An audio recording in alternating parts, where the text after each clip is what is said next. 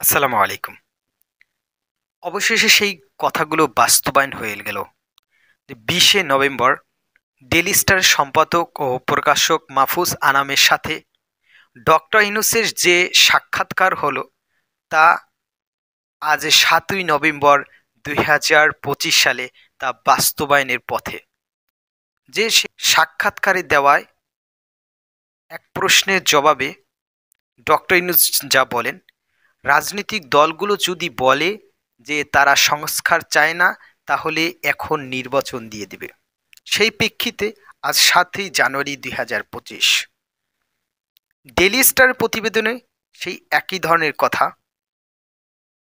রাজনৈতিক দলগুলো যদি সংস্কার না চাইলে ডিসেম্বরের মধ্যে নির্বাচন। প্রধান উপদেষ্টা প্রেস সচিব তিনি বলেন, রাজনৈতিক দলগুলো বেশি সংস্কার না চাইলে এবছরের ডিসেম্বরের মধ্যে নির্বাচন অনুষ্ঠিত হবে।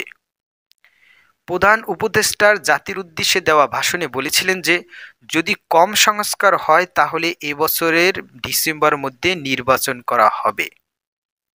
আর যদি রাজনৈতিক দলগুলো বা অংশীজনরা অন্তর্বর্তী সরকারের কাছে আরও বেশি সংস্কার চায় তাহলে এটা আরও ৬ মাস লাগতে পারে।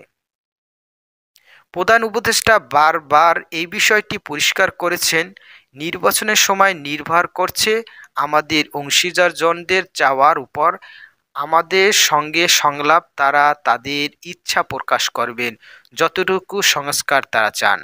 সংস্কার একটা দেশের জন্য চলমান প্রক্রিয়া, কিন্তু এই অন্তর্বর্তী সরকারের কাছে মানুষের প্রত্যাশা অনেক। জুলাই অভ্যুত্থানের একটা মূল আকাঙ্ক্ষা ছিল রাষ্ট্র সংস্কার। রাষ্ট্র সংস্কার জন্য এসব সংস্কার কমিশন করা হয়েছে বলেন তিনি। প্রেস সচিব তিনি আরও বলেন, জনগণ মনে করে যদি অন্তর্বর্তী সরকার থাকে তাহলে অনেকগুলো সংস্কার করা সম্ভব হয়। সংস্কার প্রয়োজন একটি সুন্দর নির্বাচনের জন্য। সুষ্ঠু নির্বাচনের জন্য অংশীদারজনের সঙ্গে প্রধান উপদেষ্টা ও সংস্কার কমিশনগুলো আলোচনা করবে। এই আলোচনার উপর সিদ্ধান্ত নেওয়া হবে। তাহলে কি বোঝা গেল দেখেন, ২০শে নভেম্বর সাক্ষাৎকারে আজ প্রমাণের পথে ডেইলি স্টার, এটা বাস্তবায়নের পথ, যার ফলে যে সংস্কার, বাংলাদেশের মানুষের যে সংস্কার, রাজনৈতিক দলগুলো তারা চায় না। যত তাড়াতাড়ি পারুন নির্বাচন দিয়ে দেন।